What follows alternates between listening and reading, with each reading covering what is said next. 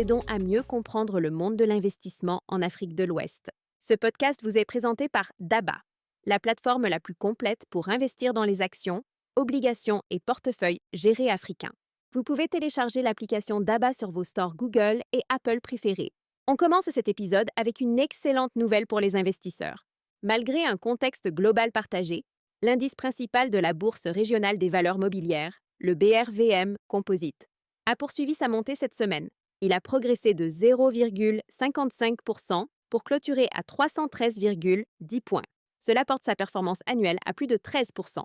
Une dynamique qui confirme encore une fois l'attractivité croissante de notre marché régional.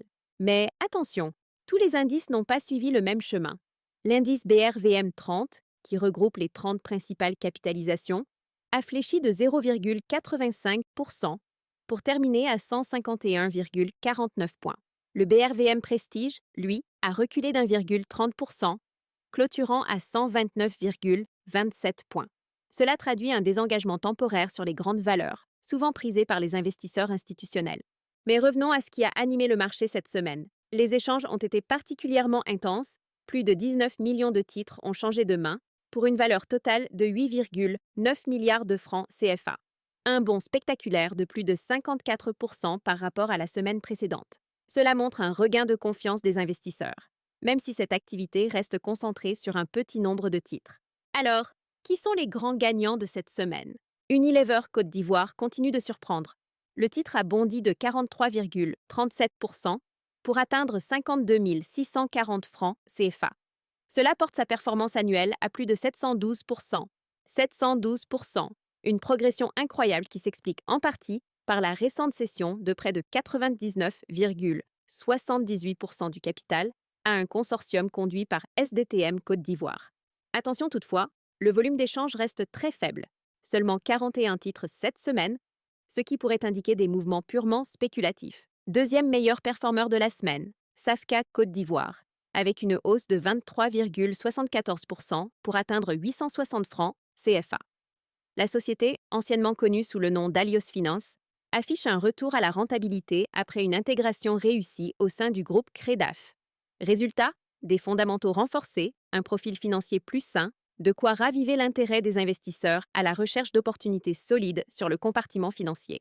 En troisième position, on retrouve Tractafrique Motors Côte d'Ivoire, qui a gagné 7,20%, atteignant 2680 francs CFA. Le titre continue d'être porté par une perspective de reprise du marché automobile régional, même si le volume d'échange reste relativement modéré.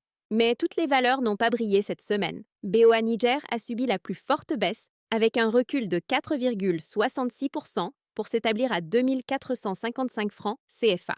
CIE Côte d'Ivoire a également souffert, perdant 4,17% pour terminer à 2300 francs CFA. Enfin, Société Générale. Côte d'Ivoire a cédé 3,85% avec une clôture à 25 000 francs CFA. Ces replis illustrent des prises de bénéfices ou des interrogations sur les perspectives de certains acteurs bancaires et du secteur énergétique. Passons maintenant au marché obligataire de la BRVM. La capitalisation du compartiment obligataire a légèrement reculé cette semaine, enregistrant une baisse de 0,98%. Elle passe ainsi de 10 659,54 milliards à 10 555 milliards de francs CFA. Rien d'alarmant, mais cela marque un léger repli après plusieurs semaines de stabilité. Concernant les échanges, ils sont restés modérés avec 26 902 obligations échangées pour une valeur totale de 219,5 millions de francs CFA. Une grande partie de cette activité, soit plus de 82%, a été concentrée sur une seule émission. L'emprunt obligataire Aura Group à 7,15%, échéance 10 ans. Ce titre a vu 21 940 obligations s'échanger, représentant un montant de 179,6 millions de francs CFA. Son taux de rotation hebdomadaire ressort à 0,49%. Pourquoi est-ce important pour vous, investisseurs ou investisseuses? Ce qu'il faut retenir, c'est que même dans un marché perçu comme calme, certaines valeurs affichent des performances remarquables. Unilever Côte d'Ivoire et Safka en sont les preuves cette semaine. Et si vous aviez été abonné à DABA Pro, vous auriez pu détecter ces signaux à l'avance, grâce à nos analyses exclusives et nos recommandations hebdomadaires. Pour recevoir des recommandations chaque semaine, profiter d'analyses exclusives et réduire vos frais d'investissement, abonnez-vous à DABA Pro. Avec Daba Pro, vous ne suivez pas simplement les marchés, vous les devancez. Et maintenant, regardons ce qui pourrait faire bouger les marchés la semaine prochaine. Les signaux préliminaires indiquent une attention particulière sur les secteurs liés à l'industrie, aux télécommunications et à l'agro-industrie. La publication de nouveaux résultats d'entreprise pourrait provoquer des mouvements sur certaines valeurs. De plus, avec l'approche du mois d'août, les arbitrages saisonniers, notamment dans la distribution et les services financiers, pourraient s'intensifier. Mais attention, toutes les opportunités ne sont pas visibles à l'œil nu. Pour les détecter, mieux vaut s'appuyer sur une analyse rigoureuse. C'est tout pour cet épisode.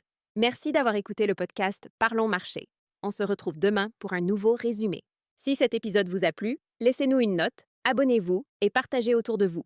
Petit rappel, ces informations sont à but éducatif uniquement. Faites toujours vos propres recherches ou consultez un conseiller financier avant toute décision d'investissement. Et téléchargez l'application DABA pour commencer à investir dans les actions, obligations et portefeuilles gérés africains et accéder à d'autres contenus utiles. D'ici là, continuez d'apprendre et de faire croître votre intelligence financière.